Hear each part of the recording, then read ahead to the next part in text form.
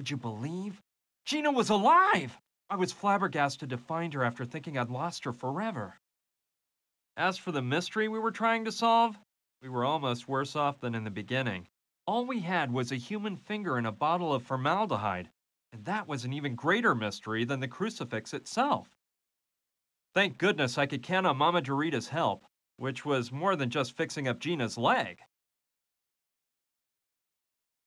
Now then, a bit of rest while the master plaster I've placed on her takes effect, and she'll be just like new in a short while. In the meantime, your little girlfriend had better stay here and not move a step. Thank you so much, Mama Dorita. You are so kind, ma'am. De nada. You said your name was Brian, right? Yes, ma'am. Brian. Brian Basco. Muy bien, Brian. Something tells me you are also in need of my help. What can I do for you? And please, stop calling me ma'am. Well, ma'am, I mean miss. I need to speak with a dead person. Do you mean speak with the spirit of a dead person? Very well, I can help you with that. However, you must know that in addition to myself, I will need a medium while I perform the call to the other side. Furthermore, experience tells me that it is of the utmost importance for the success of the seance that the person with close emotional ties to the spirit remain present. To spice things up a bit, if you catch my drift, of course, you must keep in mind that you may wish to communicate with the unliving, but the unliving may not wish to communicate with you. As for the person with close emotional ties to the spirit, there's no problem. That person is Gina. Very well then, that problem is solved. All we have to take care of is the topic of the medium. Where can I find a medium around here? I used to work with a woman from Nacozari, a town south of the Mexican border. She was an excellent medium, but one day we experienced a bit of a rough seance, and she swore never to work as a medium again. Besides the woman from Nacozari, I don't know of anyone else around here. What about using Oscar as a medium? Impossible! Oscar is a marvelous person, but he is in no way prepared to act as a medium. I think I could be a medium. You? I think not. Come closer and look into my eyes. No, you cannot. Your eyes reveal that you are unprepared to lower your level of consciousness enough to fall into a trance. Why do we need a medium? Look, spirits are intangible entities, and as such, they cannot produce any sounds whatsoever, unless they enter into the body of a living person and use it in order to speak. That is what mediums are for. They are referred to as horses in certain cultures. Okay, I see what you mean. I am delighted. How did Oscar start working for you? Well, I can't tell you anything about Oscar's past life. That is his own business, and it is up to him to speak about it if he wishes. What I can tell you is that his life had gone astray when I met him. He was like a boy lost in the woods, with no idea where to turn. I did what I could to help him because I immediately sensed a pure soul trapped inside that strong, huge body. He is very grateful to me, and that is why he insists on remaining by my side. I have told him time and again to get on with his life and forget about me. But he says his only mission in life is to stick by me and serve me in every possible way. I'd like to see Gina. Go ahead, you know where to find her.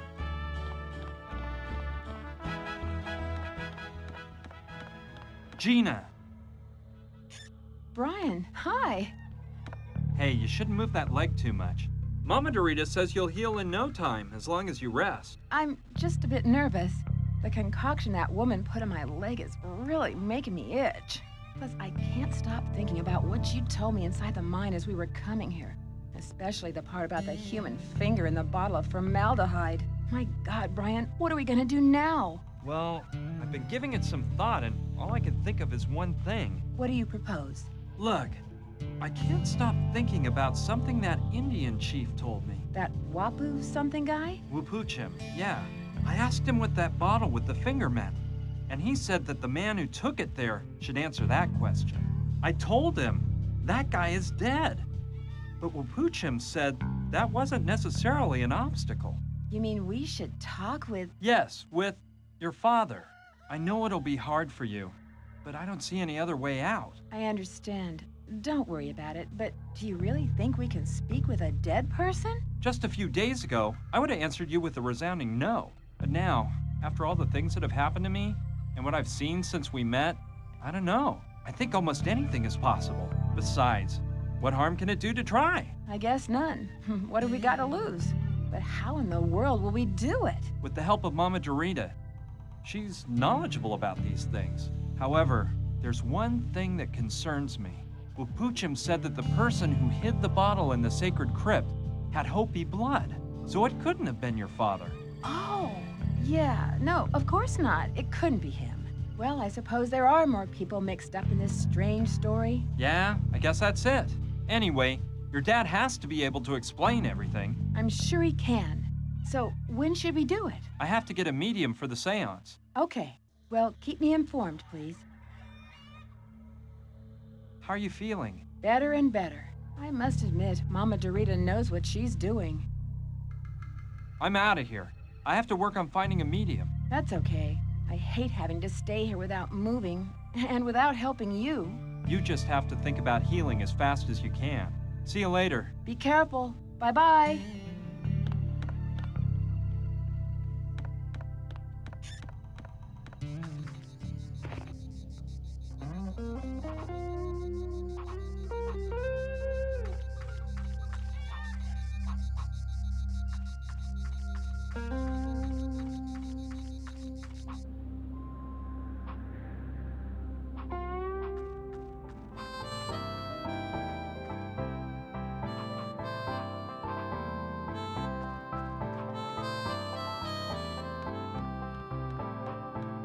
Ryan, so you made it to the Hopi village, did you? Come on, get up here right away and tell me how you did it. Okay, I'm coming.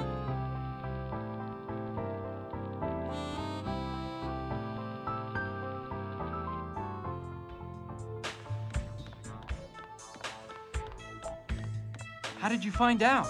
News gets around fast. And I also know you didn't come back from the Hopi village alone. You didn't tell me about the girl. You see, I thought she was dead, and I didn't feel like talking about it. Oh, I think there are lots of things you'd rather not talk to me about.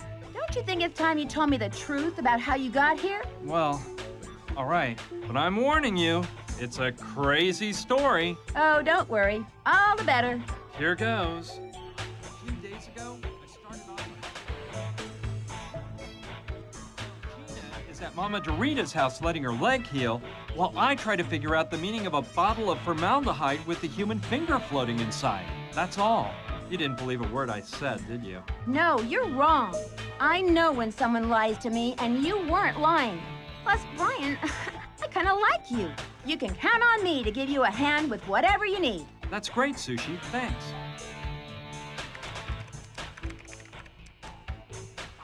Those speakers look mighty powerful. What for? Plus, I don't want to betray Sushi's trust. I'd say they're processors used for databases. This is no simple operation Sushi's got set up here. It's not lit. What for? It's not at all cold.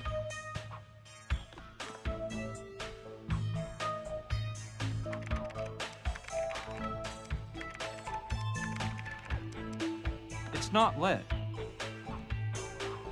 I don't know what each of these things does, but that thing over there looks like a ham radio with some kind of radar for scanning incoming signals. No, I don't want to mess anything up.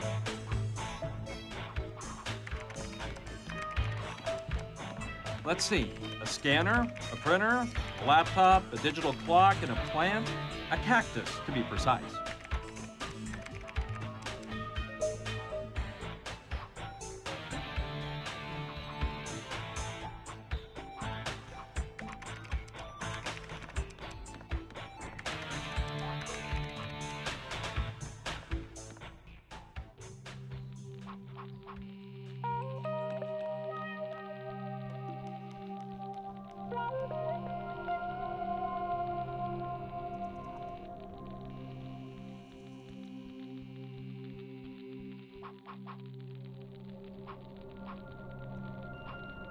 As usual, a bell and a check-in book.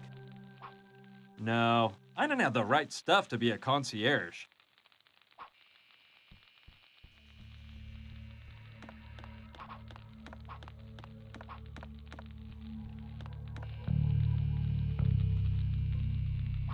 They aren't real.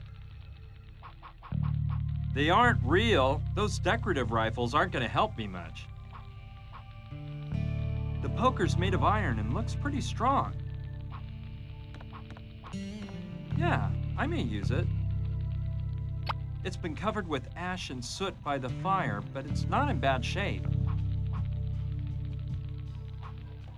I wonder why Sushi has lit the fire at this time of year.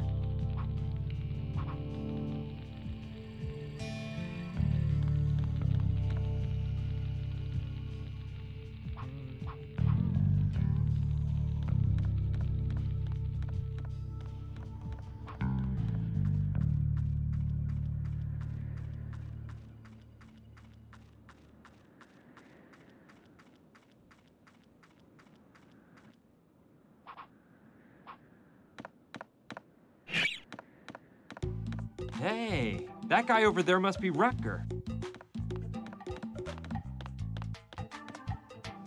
Hello, Rutger, right? Yeah. And you're Brian, I bet. Saturn's told me about you. By the way, that helmet you gave me is way cool.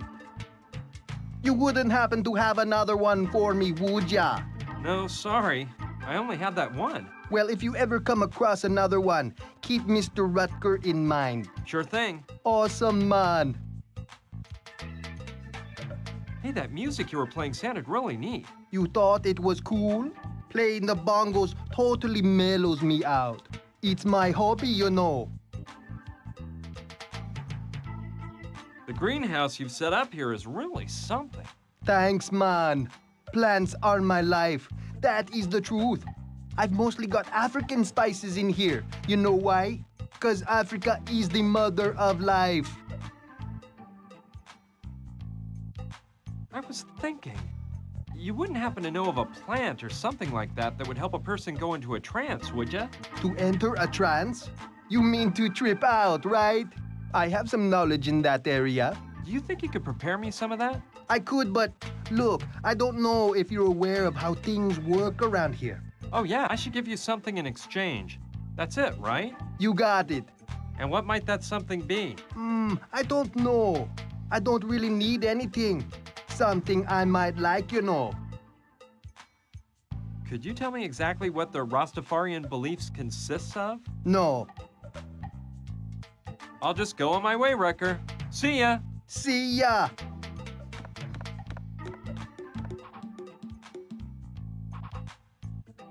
A tomahawk pipe. Truly unusual. I was just thinking, you know, maybe it has something to do with those famous peace pipes. Yeah, I think that might be the thing to do. Hey, Rutger. Hey, what's up? I believe I have something you might be interested in. Let me see, man.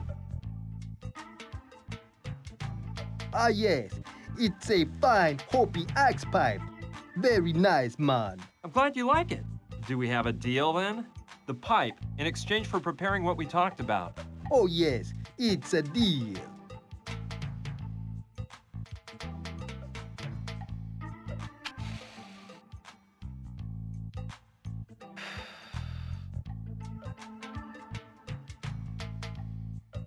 This is sweet as honey. Take a puff. No thanks. I don't smoke. Listen, didn't you want some herbal pleasure to lighten you up a bit? Yeah, but... Well, this is the thing. Smoke. Okay.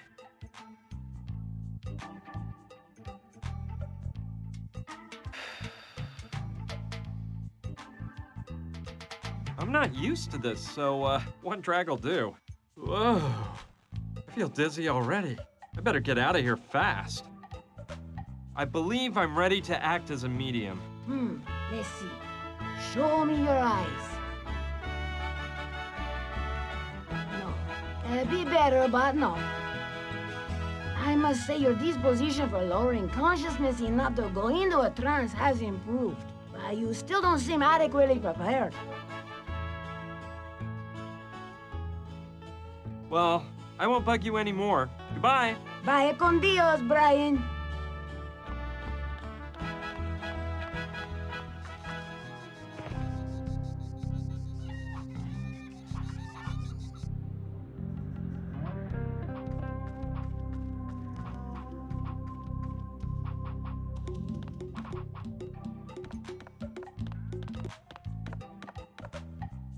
Hey, Rucker. Hey, what's up?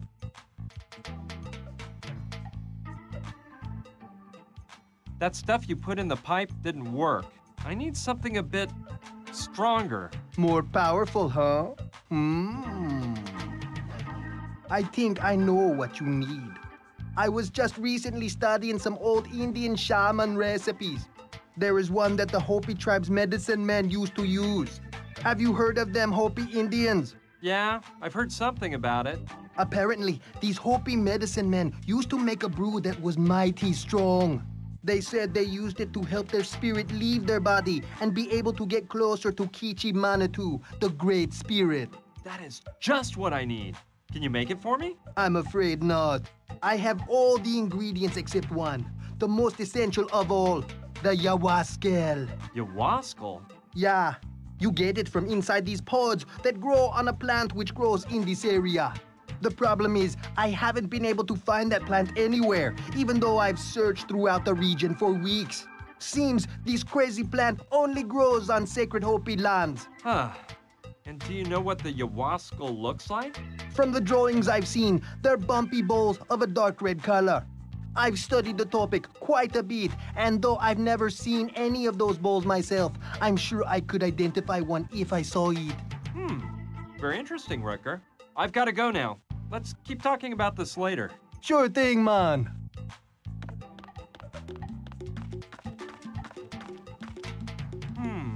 I still have the branch I tore off the outside of the sacred crypt. And now that I've taken a closer look, there's some pods on the stem. Yeah, what luck! I bet that plant I took the branch off of is precisely the one Rucker was talking about. I'll pull the pods off the branch. Done.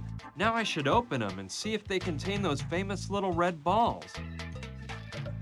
These pods are really hard. There's no way I can open them with my hands. I need something else to tear them open.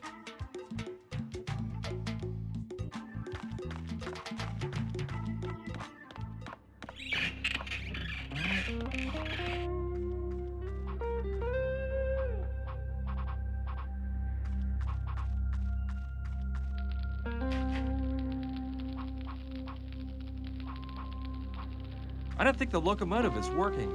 No, I'd better not take any chances. With the locomotive tipped over on its side, anything might happen if the machine started running.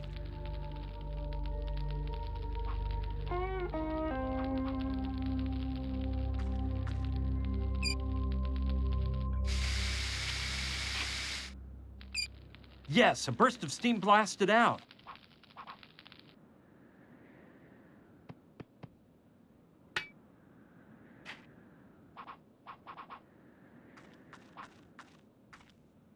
It's a sheriff's badge. It must have flown out the smokestack like the cell key did. Yeah, I can use that. It's not too worn out considering the circumstances.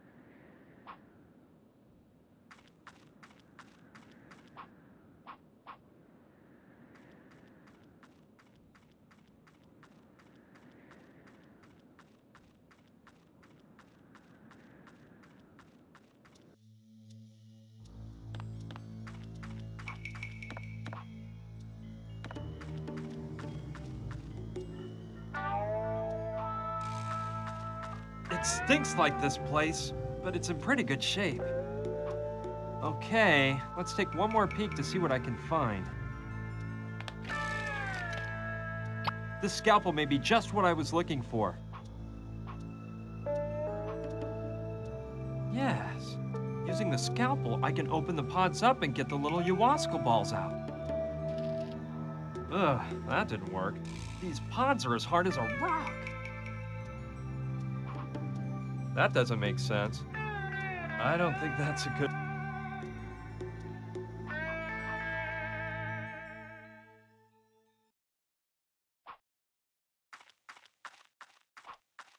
An old frayed hat, a couple of pages from an old newspaper, and an oil lamp. Nothing of this will help me out.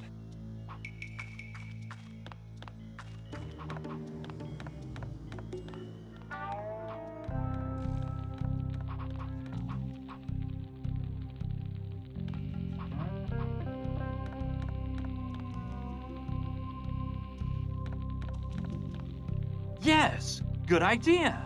If I heat up the scalpel, it'll definitely cut better. I'll leave it in there for a few seconds to make it nice and hot. All right, that should do the trick. Ow! I gotta be careful. It's burning hot.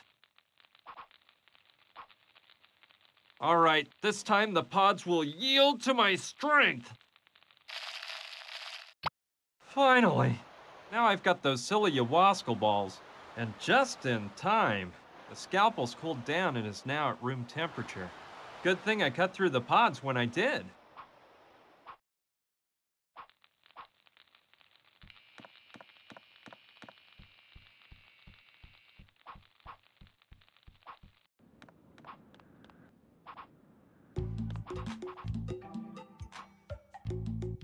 Whoa, Rucker's gonna flip when he sees this.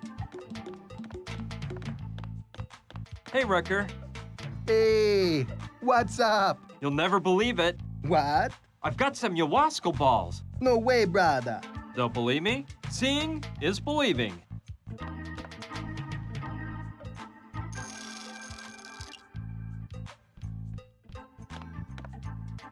Man, you're right. It's prime ayahuasca. Told you so. Can you make that Hopi brew you told me about now? Of course. I'll get right to it. Perfect. I'll let you work then.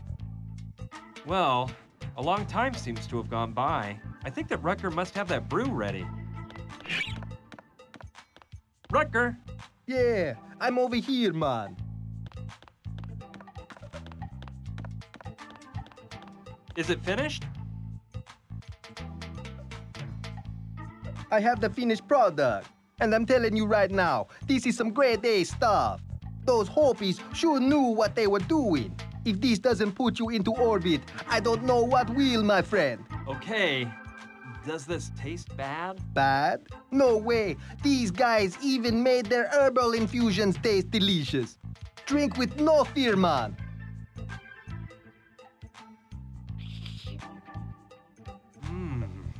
Yeah, I can feel it already. It's as if I were levitating. I'm leaving before the effects get any stronger. Okay, sir, but I'm drinking the leftovers. Now I know I'm prepared enough to become a medium. You don't give up, do you? Very well. Let me look into your eyes. You win, Brian. I think you will be able. Your eyes have revealed this. Good. Your mind is ready. Now we must prepare your soul. Prepare my soul? It is indispensable in case something goes wrong. What do you mean by that? I didn't think this was dangerous. And it is not, provided a medium is truly prepared. Believe me, preparing your soul properly will keep you from fear. Okay already. Fine. What do I have to do? Kneel before the altar. Here? Yes, on your knees. Repeat after me. Okay. San Luciano, I pray that you care for my soul while it is absent from my body. San Luciano, I pray that you care for my soul while it is absent from my body. Santa Brigida, protect me with your cloak and do not allow the devil to take over my body. Santa Brigida, protect me with your cloak and do not allow the devil to take over my body. Jesus, my soul is clean and ready to travel to your side if you wish it to be so. Jesus, my soul is clean and ready to travel to your side if you wish it to be so. Enough. Please rise. Okay, should I bring in Gina so we can get this over with? Not so fast. We won't be doing it here. We're going to the Well of Souls. Where? Do not worry, it's a proper place. Do you see the well to my right? That is the place. Go. Do we really have to go in there? Yes, we do. Think no longer and go in. Vámonos. You will see a seat inside of our pentagram. Sit in it and prepare your mind. Oscar will help Gina and me down. All right, whatever you say.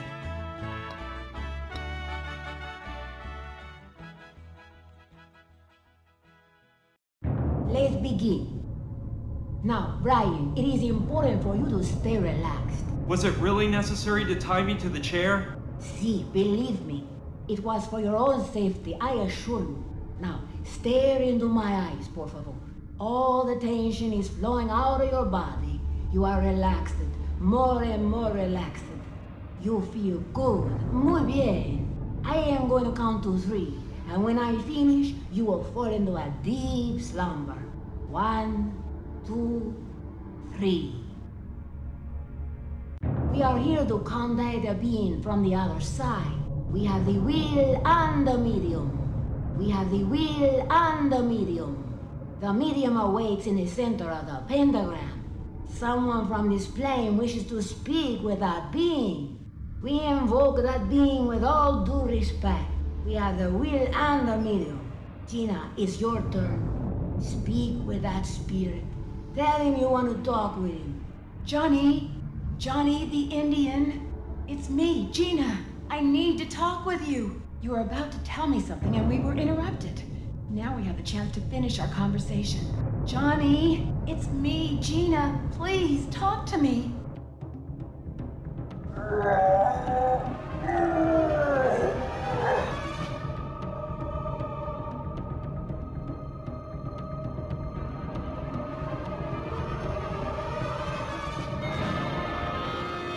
Johnny? Is that you? Gina, what the devil happened? Where am I? The Sandretti's got you. Yes, I remember. We were talking at the Pink Iguana when those thugs showed up, but I don't remember anything more. Where have I been? It's dark here, and I'm freezing.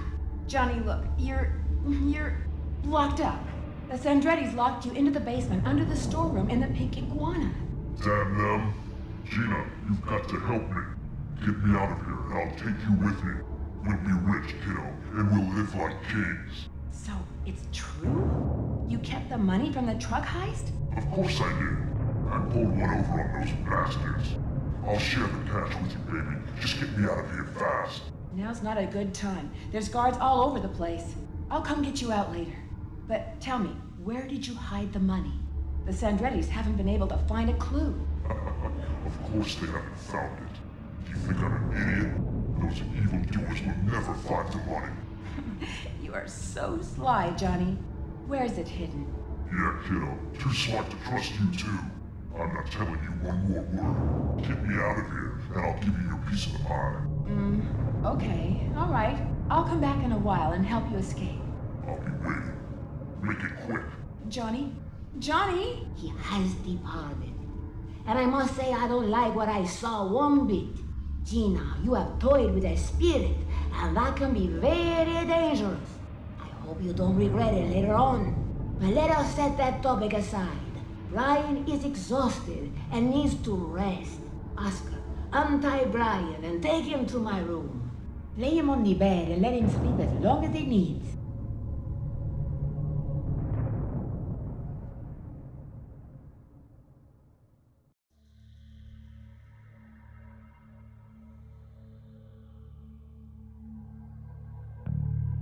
Ow! Gina! Oscar put you in bed. You've been asleep for nearly 24 hours. The effort of being a medium left you exhausted. Do you remember anything that happened in the Well of Souls? Enough! Everything seemed like a dream. It was like I was floating above your heads, but I perfectly remembered that you didn't invoke your father. No, it was Johnny. Johnny the Indian. That's it. Well, don't you think you owe me an explanation? Yes, I guess so. Well, here goes. Remember everything I told you about my father's death in the hospital? Yeah, of course I remember. Well, it wasn't exactly true. You mean Your father didn't? No, he's perfectly fine. And he doesn't work for the government, like I said. He breeds sheep in Marion Bridge, Utah. So, you invented all of that? Not exactly. Let me explain. I really did work at the Pink Iguana, but I wasn't really a singer. I performed in another type of show. That night, when my act was over, I talked to Johnny the Indian, a pretty shady fellow who'd just gotten out on parole. Johnny had had a few too many. He told me he was going to start a new life and that I should go with him. He showed me the crucifix he wore around his neck the whole 4 years he's been in prison and said it was the key that would open the door to that new life. He was drunk, and I didn't take him very seriously. I thought the guy was embracing Christianity or something like that. And then the Sandretti brothers showed up. Johnny asked me to keep the crucifix for him and to disappear before they saw me. Everything I told you about my father's death in the storeroom of the Pink Iguana was true, but it wasn't my father they killed. It was Johnny. They interrogated him and beat him to a pulp. I'd heard of the Sandretti brothers and how dangerous they are, but that night, I saw it with my own eyes. When I saw them kill Johnny, I couldn't help but scream, so they found me out and I ran as fast as I could down the alley.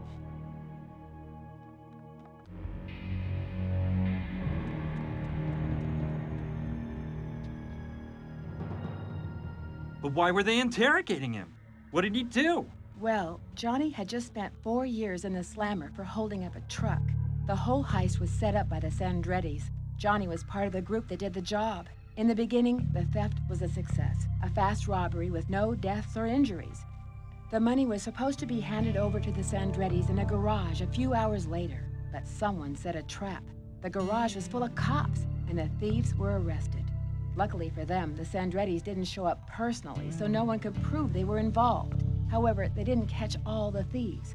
For some reason, Johnny managed to get away, and they didn't find him till 2 days later near the Mexican border. More importantly, the money from the robbery never appeared. What do you mean?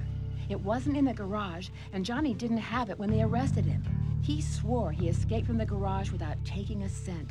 Despite all their investigations, the police never found the cash. From what I heard the night they killed Johnny, the Sandrettis suspected he'd kept the money and that he was the one who informed the cops and set up the raid on the garage. They thought he'd hidden the dough somewhere during the 2 days he was hiding out and that he had let himself get caught so the Sandrettis wouldn't suspect anything. You think someone with that much money would allow himself to be caught knowing he'd be put away for years? Yeah, if he didn't have any other choice. He knew that if he ran off with the money, the Sandrettis would find out and hunt him down long before the police did. He must have thought 20 million bucks were well worth 4 years in prison. 20 million? 20 million! No doubt Johnny thought that by the time he was released, the Sandrettis would have forgotten the whole story and that he could enjoy a great retirement. But things didn't work out that way. The Sandrettis don't forget 20 million bucks just because, and they were looking for him the day he got out of jail. So, when the Sandrettis interrogated him, did they get the truth out of him? No, that animal Gustav killed him too fast, and Johnny never acknowledged having kept the money. So we don't know if Johnny really even had it. Oh, yes, we do. He told me so through your mouth during the seance. The bad thing is, I couldn't get him to tell me where he hid the money. So, all you were really interested in the whole time was getting that money, huh? No, well, at least not at first. I was just trying to save my life. I had been an eyewitness to a murder and knew that they would snuff me out to keep me from talking. After that, I admit I thought if we found the money, I could start a new life far from the Sandrettis. Is that so terrible? Depends on how you look at it. What I don't understand is why they didn't knock us off in Chicago when they had us trapped in the museum. Someone at the Pink Iguana probably told them Johnny had talked to me before they killed him. They must have thought I knew something about the money, and they wanted to get it out of me. Lucky you were so great and got us out of that awful cabin. Oh, don't suck up to me now. You've been fooling me all this time. I'm such an idiot. I walked right into your trap. Please, Brian, you've got to forgive me. I swear I never wanted to lie to you, but I was scared to death, and I was afraid you wouldn't help me if I told you the truth. Well, you're wrong there. I'm so stupid I'd have helped you anyway. But this is the end of it. I'm leaving straight for California, and you? No, please. You know they'll kill me. Sooner or later they'll find me and do me in. My only chance is to find the money and use it to start a new life. You know that. Please don't leave me alone now. Help me. Okay. I'll help you find that cursed money. And then, I never want to see you again as long as I live. Don't say that. I really care about you. Oh, please. Don't play me for a sucker again. I already said I'd help you. Save the sorry act for the theater. Don't believe me if you don't want to, but I'm being sincere. Besides, if we find the money, half will be yours. I don't want a dime of that money. Do whatever you want. Well, we know Johnny safeguarded the money somewhere nearby. And no matter how strange it seems, the finger in the bottle must have something to do with it. But where should we start to look? Look, while you were asleep, I remembered something Johnny told me years ago, before the robbery. What? He said that he used to take time off between jobs to spend a few days in his homeland in Arizona, in an old trailer where he used to live before going to New York. That trailer can't be very far from here.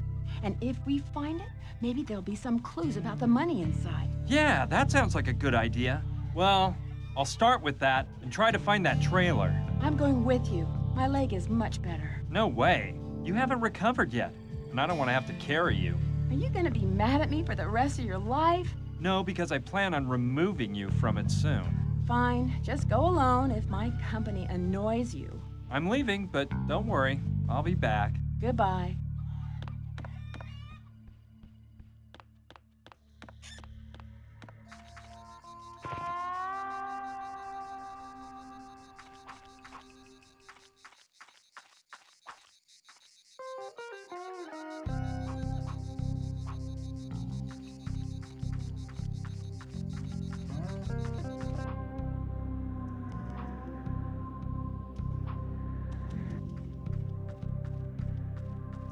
I think the first thing I'll do is go see Sushi. I've got to speak with someone I can trust about all of this.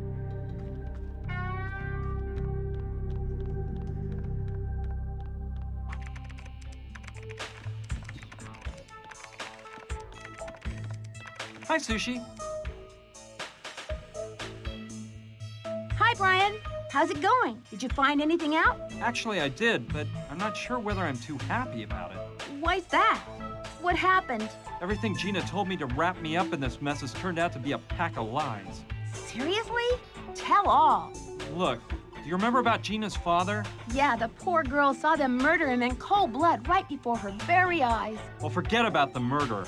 The old guy is living peacefully breeding sheep in Marion Bridge, Utah. What? And that's when Gina told me the truth. She can't return to New York because she wouldn't last 2 days.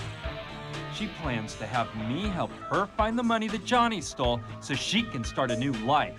I don't know what to do. I'm not interested in the money, but I don't want to leave Gina high and dry either. Besides, my life isn't worth much more than Gina's at this point. Well, the way I look at it, that money has no owner at this point. It'd be better for Gina to keep it and start that new life than to have it end up in the hands of those awful Sandretti mob guys. As for the bank the money was stolen from, I'm sure it got an insurance payoff years ago, so nobody will lose out. I don't know.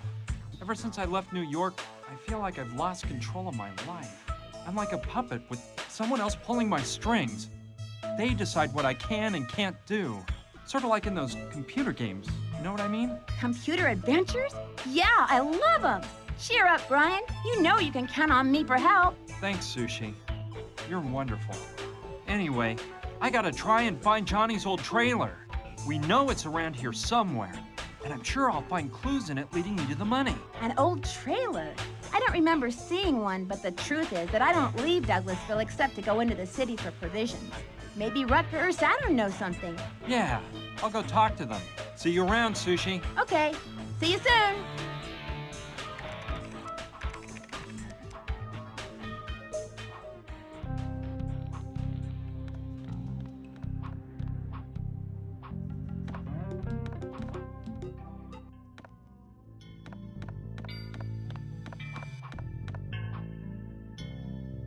Hello, Saturn. How's it going with the idea blasting helmet? Hello, BB. The helmet is excellent, amazing. The only problem is the Great Desequa, The what? the statue I had hanging on the crane. It's disappeared. You wouldn't happen to know anything about that, would you? Me? No, not a clue. It's so odd, don't you think? Yeah, well, I hope it's just one of Rutger's little practical jokes. though he assured me he knows nothing. Don't worry, I'm sure it'll turn up. I hope so. I see you're working on a stone sculpture right now. Yes, I can't tell you exactly what it is that I'm sculpting, but I've been struck with great inspiration. Now that you've got your inspiration back, could you return the helmet to me? Return the idea-forming helmet? Not a chance. A deal is a deal. Hey, when you've gone out looking for raw materials, did you happen to see a trailer? I think I recall seeing an old trailer one time. Yes, but it didn't seem like anyone lived in it. It looked abandoned. And where was that, Saturn? Don't you remember? It's really important. Well, let me think. That must have been 7 or 8 months ago. And at that time, I was involved in a project for which I needed a large quantity of clay. So I was in search of argillaceous zones. By the way, have I mentioned a simply amazing work? The construction of an exact replica of the city of Florence in the second half of the 14th century. Splendor of Florence. It's one of my greatest works. You see, I was trying to capture the spirit that... Listen, Saturn, that's interesting and all, but I'm in kind of a hurry. I'll drop by later so you can fill me in on your great work, but please just tell me where you saw that trailer for now. All right, I shall. It was on the other side of Painted Canyon Gulch, to the south of Douglasville, about 1 hour away from here. Okay, I hope I can find it. You should really reflect on your life, BB. You always seem to be searching for something you don't have.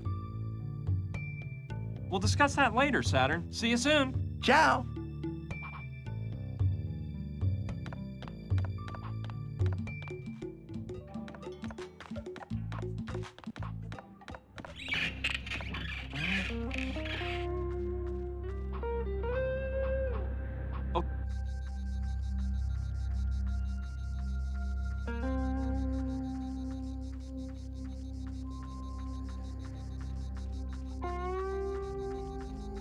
Ha! There's the trailer. No doubt about it. That's gotta be the one. Okay, let's see what I find around here.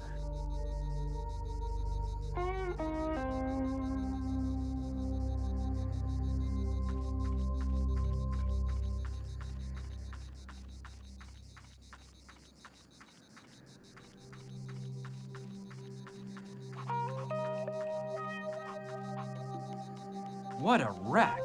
I don't think the engine will even start up. Don't see anything interesting on the outside. I'll have to go in and take a look. It's closed.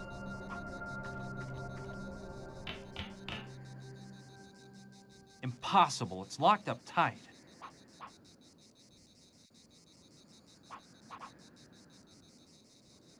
No, I don't think that'll open the door.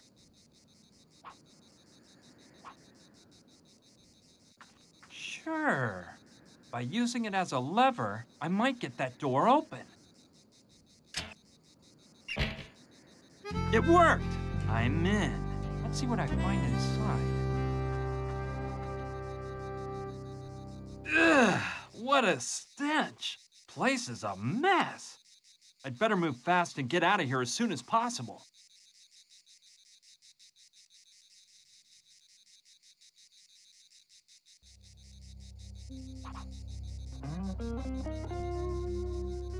It's just filled with old clothes.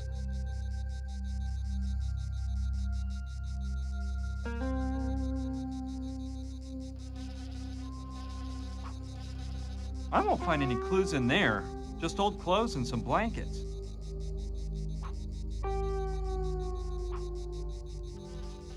It's as big of a mess as the rest of this disgusting trailer. Don't see anything tasty, just some leftovers and a couple of empty bottles. No, that's okay. What for? The piece of cheese on the third shelf? I think it's already too late to save it.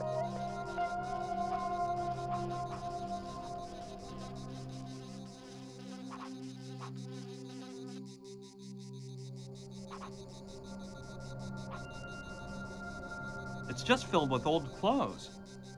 I won't find any clues in there, just old clothes and some blankets.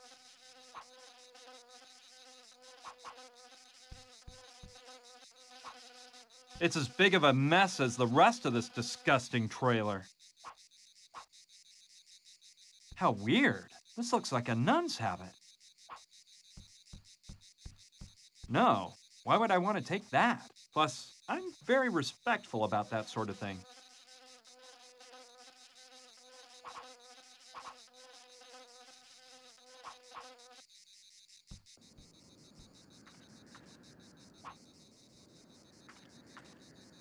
It's full of papers. Okay, I'll just rummage through these papers. This looks interesting. It's an advertisement for a bank. That may be where the money is.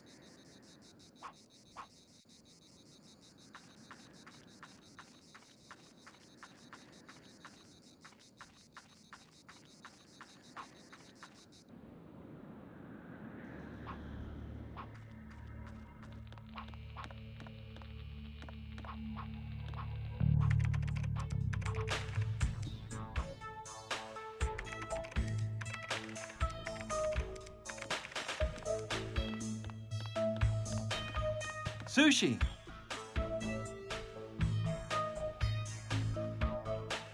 Hey, Brian. Anything newsy? I found Johnny's trailer. How cool! And did you find any clues leading to the money? Yeah, I found a brochure for a maximum security bank in the trailer. I'd appreciate it a lot if you could investigate it on the internet and find out about the bank. Sure, that's a cinch. I'm gonna finish a little job I'm wrapped up in, and then I'll get right to it. Leave the brochure on the desk, please. Okay, thanks, Sushi. No problem. I'll report back later.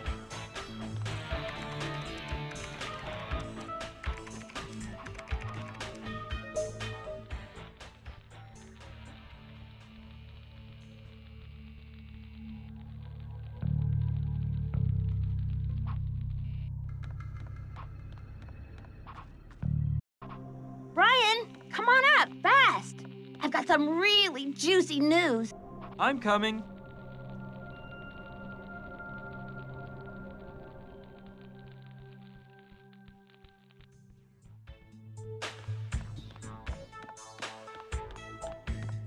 So, what did you find out? First of all, I investigated what type of bank the brochure you found is for.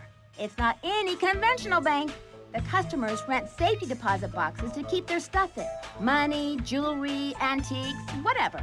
They don't have to give any explanation at all of what's deposited inside. And I assure you, the place is a veritable fortress. I need not say that there has never been a robbery or even an attempted robbery. Then, do you think Johnny put the money there? Well, it's a possibility. This type of bank charges its customers a fortune, and in turn, they pay astronomical taxes to the government in exchange for certain immunity. I mean, the police have no access to lists of customers or the items on deposit. That undoubtedly makes it a pretty safe place to stash money. Using my amazing skills, I broke into the bank's database, but I didn't see the name Johnny anywhere on the list of customers. That doesn't surprise me. If Johnny wanted to hide the money there, I'm sure he was more concerned about throwing the Sandrettis off than the police. But what really gave me a big clue was the security system used at the Mojave Bank. When customers rent a safety deposit box, they receive no key or magnetic card whatsoever.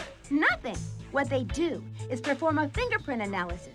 And when customers want to access the box, they just place their index finger on a scanner for the computer to identify their fingerprint. And then they're let in. You catch my drift? Yeah, you're thinking of the bottle of formaldehyde I found in the sacred crypt. There you go. Then I researched the police databases, and I entered Johnny's full name, John Tawangyama. I verified that he showed up dead in a New York alley 2 days ago. I kept following the lead of his last name, which obviously isn't very common, and I found an interesting bit of info. 4 years back, a woman's corpse floated up in the Green Gila River. When they checked her identity, she turned out to be Sister Juana Buenadicha of the Santa Clara Mission in California. She'd been strangled and thrown into the river. A nun? No way! How was she connected to all this? Juana Buenadicha is the name she took when she entered the order. That woman was an Indian, though, and her real name was Mary Tawangyama. Was she related to Johnny? It was his twin sister. Guess what was missing from the body when they found it? I bet it was her right index finger. Bingo! And whose name do you think the safety deposit box at the Mojave Bank was rented to for 10 years? Sister Juana Benedicha? Exactly. It all fits together now. Johnny made his sister rent the safety deposit box at the Mojave Bank and put all the money there. I don't think he planned on killing her in the beginning, but by the end, he was afraid she would betray him while he was in prison. That scoundrel preferred not to risk it, so he strangled his own sister, cut her finger off, and tossed the body into the river. I guess he thought it wouldn't be hard to disguise himself as a nun and use his sister's finger to take out the money when the time came. Hiding the finger in the sacred Hopi crypt seems a bit unlikely, but I think he was running out of time by then, and he needed a safe place to keep the finger for all of the years he was going to be locked up in jail. He knew about the crypt, and it seemed like a good solution. I suppose that what he never counted on was that the Sandrettis would get suspicious and go after him the minute he was released from prison. Good work, Sushi. I'm amazed. Thanks. Well, I don't think there's anything to stop you from taking the money using the plan Johnny already cooked up. Just to be on the safe side, it would be better for Gina to dress up as Juana Buenadicha. She can put on a nun outfit and use the finger. I don't think she'll have any trouble taking out the cash. These banks are famous for not asking lots of questions. Sushi, it's only fair for you to get some of the money. You've definitely earned your share. I don't really need it. No, Brian. You know, I don't like to talk about this, but I've actually got a lot of my own money already. I inherited a truckload and won't be able to spend it all if I live 1,000 years. I'm not interested in money, probably because I've never needed it. That's just me. Don't think twice, Brian. Have Gina get the money and start a new life. You just have to get a nun costume, and that shouldn't be a Wait, now I remember. When I was in Johnny's trailer, I saw a nun's habit on a hanger. How evil. I'm sure it was his sister's habit. Well, all the better. Go get that habit and you're ready. But don't leave without saying goodbye. Of course not, Sushi. Before picking up Gina to leave, I'll come by and say farewell. See ya. See ya, Brian.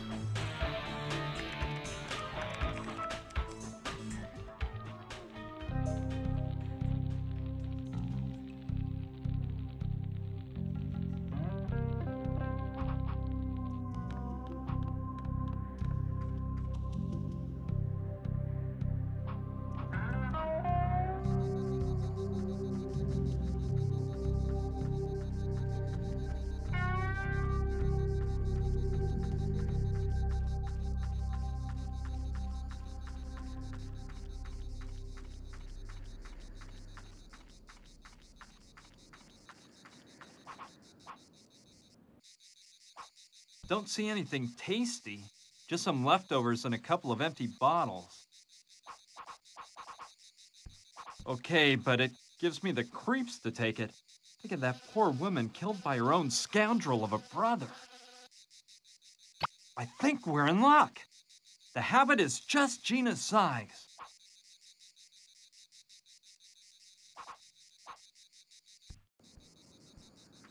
Okay, all set. Now for the money. Hey, I hear the sound of an engine in the distance. I think a car is approaching. It might be dangerous. I'd better hide just in case.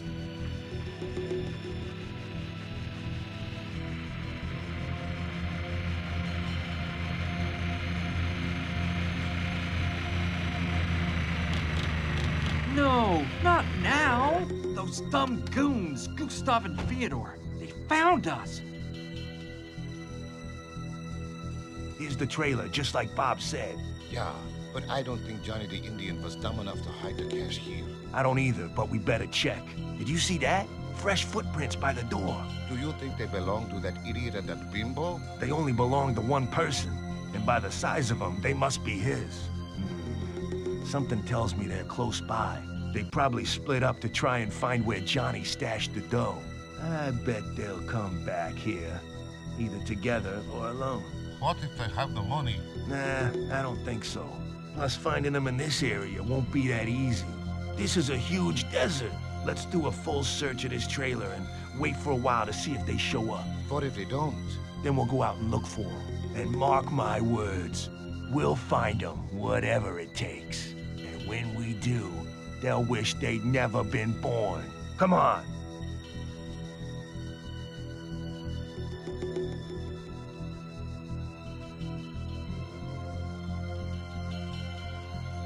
Rotten killers. I've got to do something before those two find us.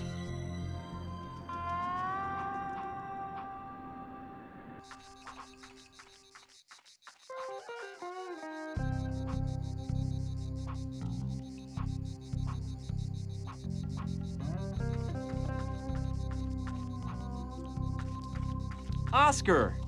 What?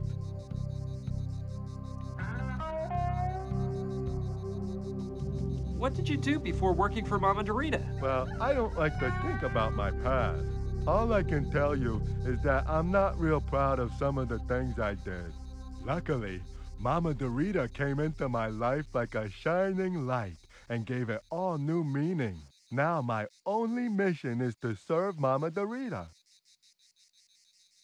Oh, forget it. Okay. Oscar, What's up, Brian? your life has a new mission. I've spoken to Mama Dorita about this, and she fully agrees. Well, what is it? Oscar, you've been named the new sheriff of Douglasville. Wow.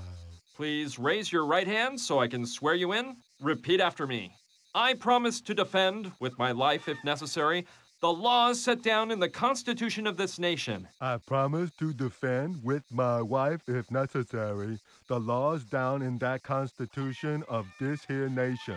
And I swear I will do everything necessary to ensure that these laws are not violated and to pursue anyone who might attempt to break them. And I swear, I'll do things necessary to ensure them laws aren't violated and to pursue anyone who might attempt to break them.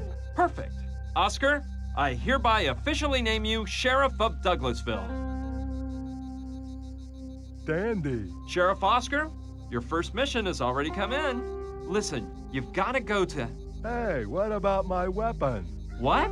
My sheriff's weapon. What kind of law enforcement official can I be without a weapon? Yeah, you're right. Of course, your sheriff's weapon. Sorry, I forgot to bring that. I'll go get it. You wait here and I'll be back faster than you can say sheriff. Yes, I know the rifle Sushi shot me with when I got to Douglasville has to be around here somewhere. I know she won't mind if I take it. Now this is looking better. So you were saying? What is my first mission as sheriff? Look, about 3 miles south of Douglasville, there's a couple of guys creating a ruckus and frightening the locals. You've got to stop them and lock them up in the Douglasville jail. But watch your step, partner. These guys are armed and dangerous. Don't you worry, friend. In the penitentiary, they used to call me Terminator. I'm going after them. Good luck. I'm sure you can do the job, Sheriff. Okay, the best thing to do would be to head for Douglasville and wait there until Oscar's completed his mission. From this window, I'll be able to see Oscar when he arrives. Here comes Gustav and Theodore's car. And Oscar is driving, so I guess everything went okay.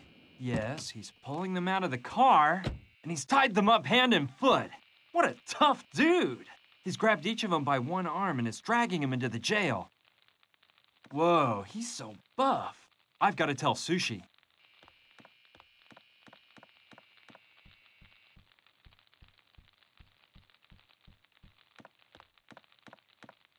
Sushi, good news!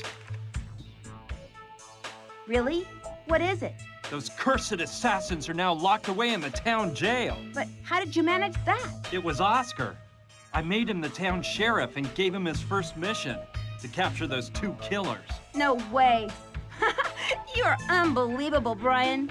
That big guy Oscar is unbelievable. By the way, I gave him your rifle so he could carry out his mission. You don't mind, do you?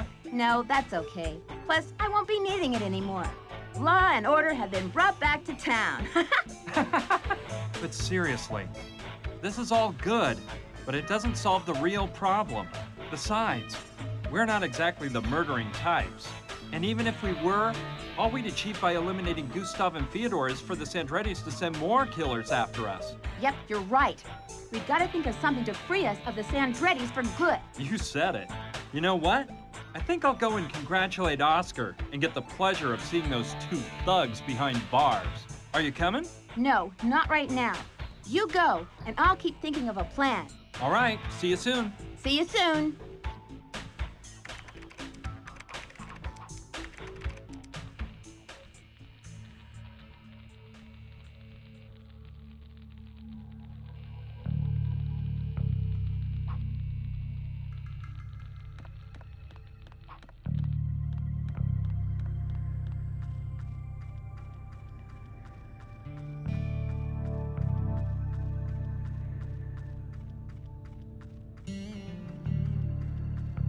Oscar, good work! You managed to catch those two bad guys. Thanks, but I was just doing my job. Those two bandits thought they could beat me with a little gun and some knives. Yeah, they were really fooling themselves. You locked them up in the cell, right? Yeah, the things they were carrying are in a jail bag on the desk in the office. Perfect, Oscar. You're a real professional. Just doing my work. By the way, Brian, from now on, would you mind calling me Sheriff? Of course not. It would be a pleasure, Sheriff.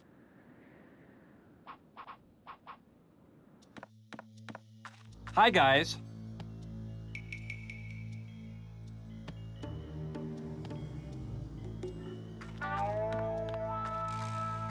You're the moron behind all this? Not as much of a moron as you, it seems. This time you've met your match, one would say.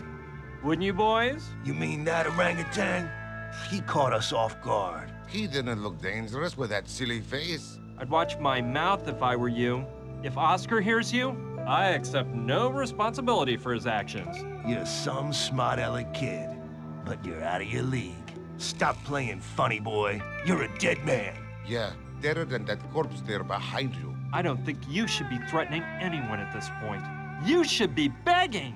And speaking of that guy back there, take a good look, because that's how you guys are gonna end up. What a waste of time talking to two killers. Why don't you shut your trap, you Russian retard? That's the bag Oscar left me. Inside are the things Gustav and Fyodor had with them.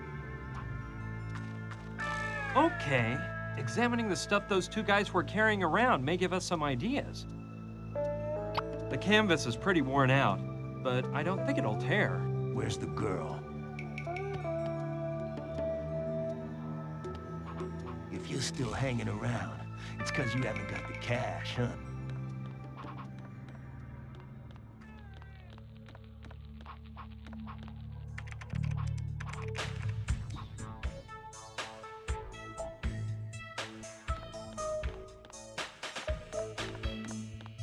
Sushi, Yes, Brian. I brought you everything Gustav and Fyodor had on them. Maybe you can use it to investigate on the internet or something like that. Okay, as soon as I have time, I'll take a look at it. Leave it on the table for me, please. All right, it's all inside a jail bag. Okay.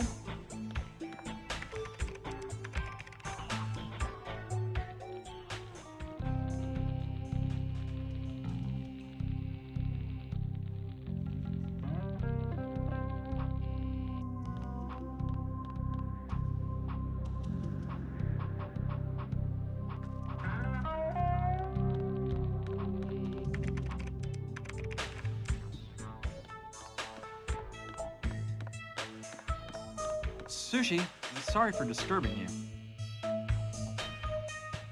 No problem. I see you're working on the computer, but what exactly are you doing? I'm a computer expert and, well, let's just say I'm especially interested in everything involving the internet. Oh, you mean you spend all day surfing the net? Oh no, I assure you I do much more than just surf the net. Do you remember that scandal in the government a few months ago? Because a hacker broke into the system and showed it was not invincible? Yeah, of course I remember. That was big news. Didn't the hacker leave behind a signature, like Jane something? Janie Guitar. Yeah, that's it. Hey, so it was you. Are you a hacker? I sure am. And to be honest, I think I'm the best of all. Unbelievable! Actually, despite the pseudonym, I always thought Janie Guitar was a man. Typical chauvinistic attitude. Well, you should know that there are many females among the most famous hackers in the world. Have you heard of the A-Team? Of course, those guys have created some major trouble. Those guys? No. They are two sisters, Alba and Erin, and they're very good friends of mine. Those gals are hot stuff, let me tell you. You think I should have gone to Berkeley instead of getting mixed up in this? The question is that what you think? I don't think so. You know you couldn't leave this half solved. If you had, you would have spent the rest of your life wondering what would have happened if you'd stuck to it. Have you taken a look at Gustav and Fyodor's things? Yeah, but I bet all their papers are fake. I haven't found any information on their past on the internet. Although, well, there is one thing I discovered. Gustav is a total movie fan. Movies? How do you know? While looking through his wallet, I found a season ticket to the Film Archives of New York. Can you believe it? That animal is a cinema lover. I don't want to imagine what his favorite films are. You know, movies are what I miss most since moving here. In Boston, I used to go 2 or 3 times a week. You like movies? Oh, I do too. I'm a major movie freak. Oh, yeah? So tell me, who is your favorite director?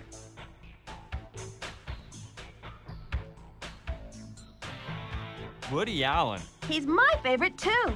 I know it's hard to pick, since there are so many good ones, but which of his movies do you like best? Manhattan Murder Mystery. I love that one. Do you remember the scene where... Hey, wait a minute. I think I've got an idea to solve all this. Just let me think for a minute here, but it should work. Wait, let me organize everything, and then I'll explain. But can't you tell me about your bright idea? No, I'd rather make sure that we have everything we need first. Come back in an hour, okay? Seems like it's been an hour to me.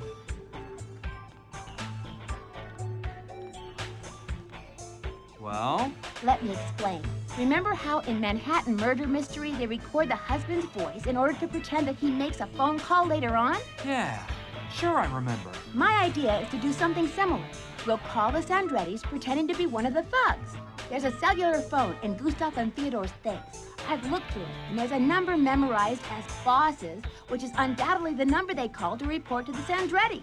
We use a more sophisticated system than in the movie. A voice emulation program I downloaded once from a website called The Way Secret and Fully Invincible. What would we achieve by calling the Sandrettis and pretending to be the thugs? We'll make them suspect that Gustav and Theodore are intending to keep the cash for themselves. Yeah, that sounds like a good plan.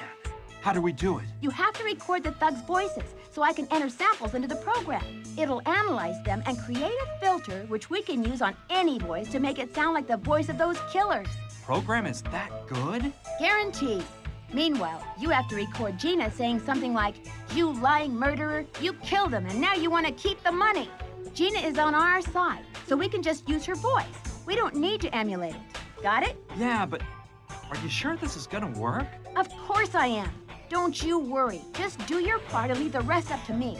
There's an MP3 recorder on the table. Go get it and record those voices, please. All right, I will. Okay, don't take too long. It's small and incredibly light.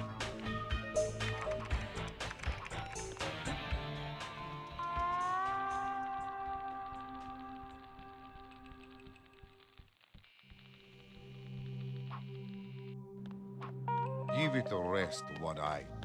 What do you think you're gonna do with us? I bet you ain't got the nerve to kill us. Okay, let's do it. Hi, guys. How's it going? What kind of game do you think you're playing, kid? Let us go now, and you might get out of this alive. I'm starving. Aren't you going to feed us? Man, they get better treatment at Shawshank. By this time, the Sandrettis must be asking themselves why we haven't called in for 2 hours. It won't take them long to send someone out looking for us. Get ready, you worm! Hey, I think I'm ready to re-enter society. Why don't you let me out so I can integrate and start a new life? The first thing I plan to do is go massacre your whole family.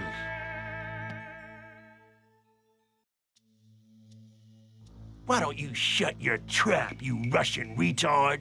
Give it a rest, One-Eye. Come on, boys. Don't argue. Cellmates are supposed to get along. Done.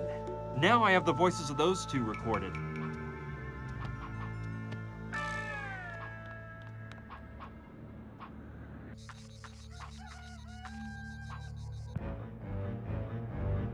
Well, hello, Gina. Johnny! You tricked me, you hussy. Now you're gonna die. Oh! Now you know how it feels. Wake up! Calm down. You were asleep.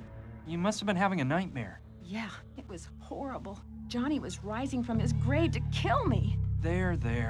It's all over now. Yeah, good thing you got here and saved me from Johnny. You don't look so angry with me anymore. Well, let's drop that. Listen, come up with a plan for us to keep the money and get rid of the Sandrettis forever. I need to record you saying, "You awful killer! You killed him and now you want to keep the money for yourselves!" But what for? Explain it to me. There's no time, Gina. Just trust me. Come on, let's rehearse once before recording.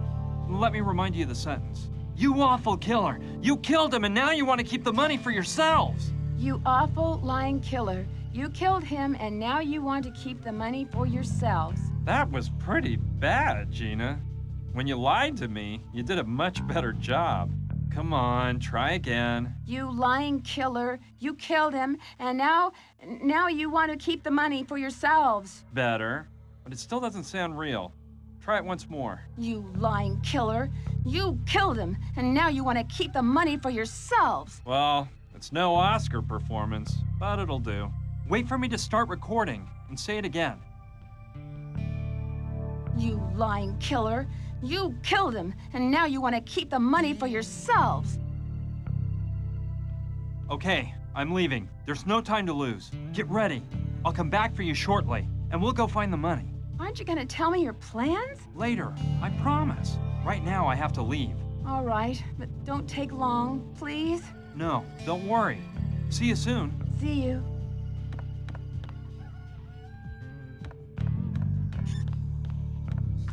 Now it's all recorded. I should take the recorder to Sushi ASAP so she can implement the plan.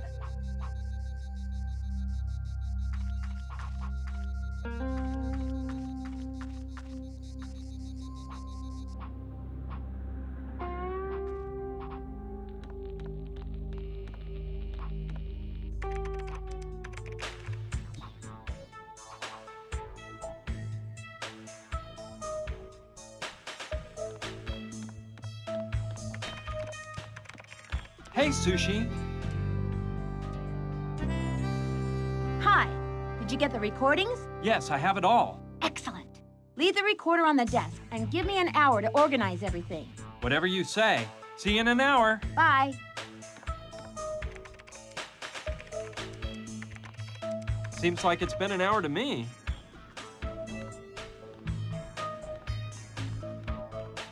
All set? All set. Look at this. Brian, you're a bag of pond scum. How does it sound? Wonderful, Sushi. And you said I was unbelievable. You're the amazing one. Well, it's no big deal. I ended up using Gustav's voice because he seemed like the thug leading the show. We'll make the call using my computer, but the computer has a system that will make them think they're receiving the call from Gustav and Theodore's cell phone. I've also prepared the sample of Gina with a few touch-ups, including gunshot sound effects I added in. Let's go. I hope everything turns out okay. I'm sure it will, Sushi. I trust you.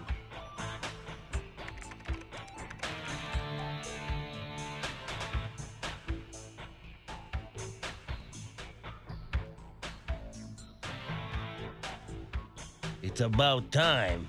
What the heck is up? We nabbed him. Well, have you got any information out of him? It's what we suspected, boss. Johnny told that floozy where the money was hidden before we did away with him. I knew it. So, what about the cash? Do you have it back? Bad news, Chief. The money's history. What? What do you mean it's history? Let me explain, boss. When we got here and found that bimbo and her little friend, we decided to follow them without them seeing us. You know, to see if they lead us to the cash. And? And it worked, boss.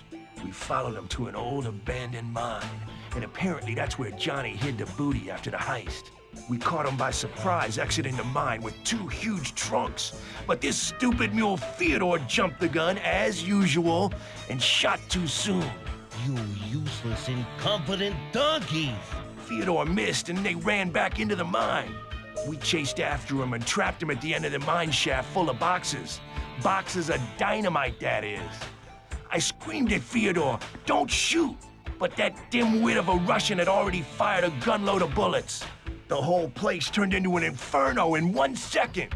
We ran out and escaped from the mine by an inch. Stupid morons. The whole mine blew to bits with the floozy and that idiot inside. And the money, unfortunately. I'm sorry, boss. The way we left that place, there was no way to get the money out, and... You lying killer. You killed him, and now you want to keep the money for yourself.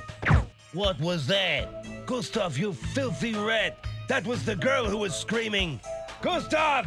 Gustav! You won't steal a cent from me. Perfect. The seed has been sown. Cool. Oh, and thanks for calling me an idiot. I'm sorry, but it has to be credible.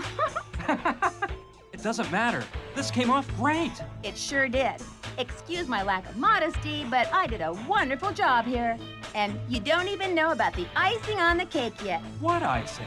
Listen, and try not to fall to the floor and kiss my feet. I hacked into a Swiss bank and created an account under Gustav and Theodore's names with a balance of $20 million. I printed up a receipt from the account and stuck it into Gustav's wallet. It's hidden well enough that he won't find it before the right time. Tomorrow, I'll instruct Oscar to take the killers out of the jail, blindfold them, and take them far away from here. I'll tell him to abandon them on some remote highway, but to make sure he gives them their stuff back first. Either I'm way off here, or the Sandrettis will soon find them. I wouldn't want to be in their skin when the Sandrettis find the receipt from the Swiss bank. Simply brilliant, Sushi.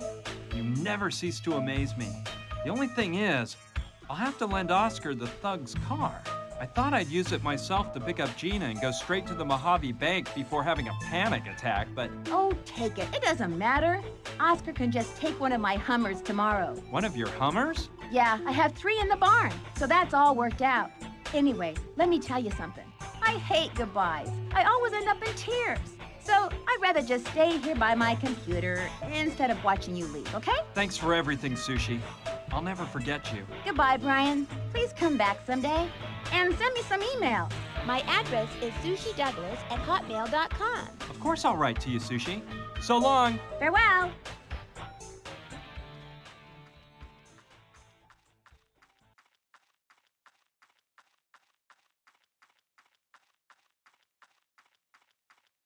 Sheriff, I've got a mosey. I've got an urgent mission elsewhere. I'm taking the prisoner's car, all right? Sure. The keys are in the ignition. About those 2 guys in there, just follow Sushi Douglas's orders. She's the mayor of Douglasville. I'll do that. See you soon, Oscar. Adios, amigo.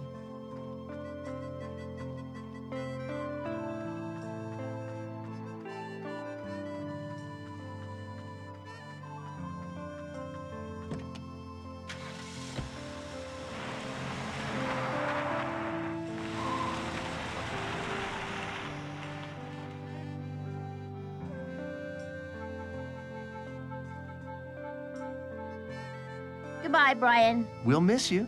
He was gay, wasn't he, Maud? What? It's amazing how Sushi helped me put all the pieces together, isn't it? She's an amazing girl. I picked up Gina at Mama Dorita's house. Her leg had almost totally healed, so we headed for the Mojave Bank. We got there at dusk. That wouldn't be a problem. Sushi made sure it was the kind of bank where customers can do transactions at any time of day. We were pretty scared, but it turned out getting the money was simpler than we expected.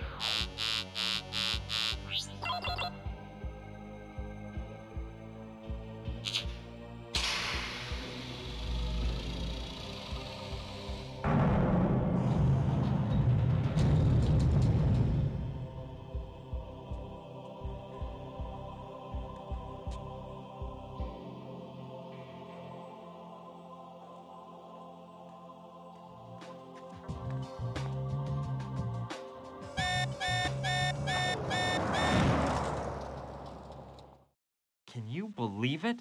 There I was, driving a car stolen from a bunch of murderers with a beautiful woman at my side and 20 million bucks in the trunk. Las Vegas was close by, so we headed that way. We ditched the car and checked into a luxury hotel. Throwing caution to the wind, Gina insisted we get the best room in the hotel, the honeymoon suite, obviously for newlyweds. So, we signed in under bogus names, pretending we just got hitched. Let me tell you guys, that sure made up for the bad days I've had. Gina and I, well, let's just say we had time to get more up close and personal. One morning when we went down to breakfast, we read in the newspaper that 2 guys' bodies had shown up riddled with bullets in a New York alley. Their description left no room for doubt. It was definitely Gustav and Fyodor. They didn't give any further information in the paper, but I can imagine what went down. Stop lying, you leeches. Where's the money? I swear we don't have it, Don Roberto. That tramp's little friend is smarter than we thought. He framed us. So what about that telephone call? I never made that call, Don Roberto. You filthy mutt. Do you think I can't recognize your scratchy, betraying voice, you cellar rat? We aren't lying, Don Carlo. We would never betray you guys. Roberto, perhaps they aren't deceiving us. Gustav and Fyodor are our best men, and they've always been loyal. I know, Carlo. I know. But unfortunately, loyalty comes at a hefty premium these days. And I guess losing it for $20 million isn't a bad deal. So let's see if your faithful boys have an explanation for this. It was tucked away very nicely in Gustav's wallet.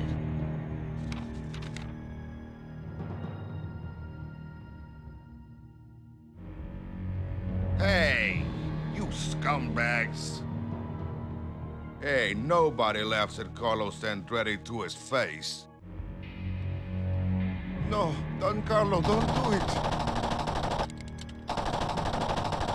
Hey!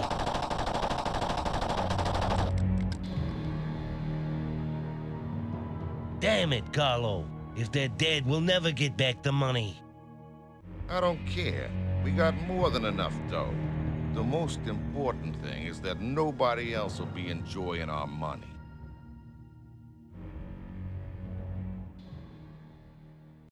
Everything turned out all right after all.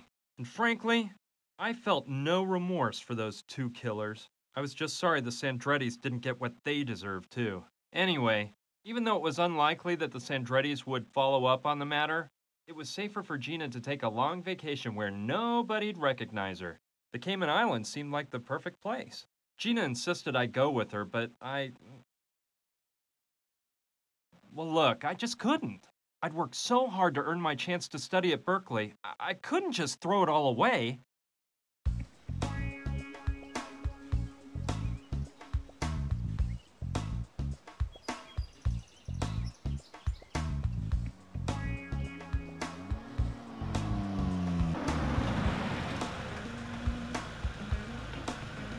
We made it. Brian, are you sure you don't want to come with me? No, Gina. I worked really hard to be able to come here, and I can't just let it all go by the wayside. Whatever you want. I'm gonna miss you. I'll miss you, too. But it's for the best. This is where I belong. You could always take a year off and then... That wouldn't work. Be happy, Gina. See you soon.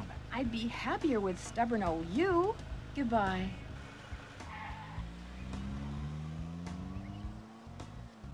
Why do I feel like a total idiot?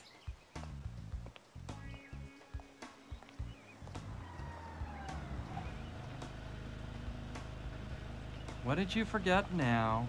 Well, something tells me you're dying to come with me. Am I right? Maybe, but what about you? What about me?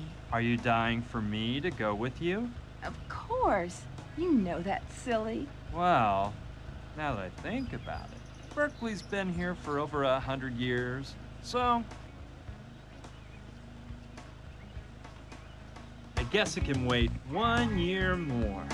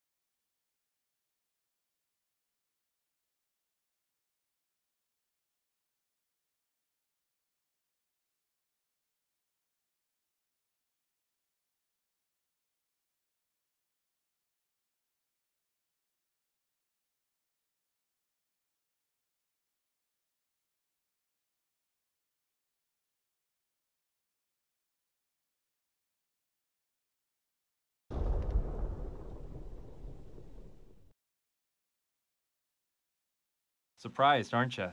Yeah, I know what you're thinking. Ryan's the kind of geek who'd rather be studying at Berkeley than to party with a hot girl. Well, I admit I almost did. But at the last minute, I heard a little voice say something I heard in a movie a long time ago. In the film, the main character reaches the conclusion that there are times in life when you have to know when to say, what the heck?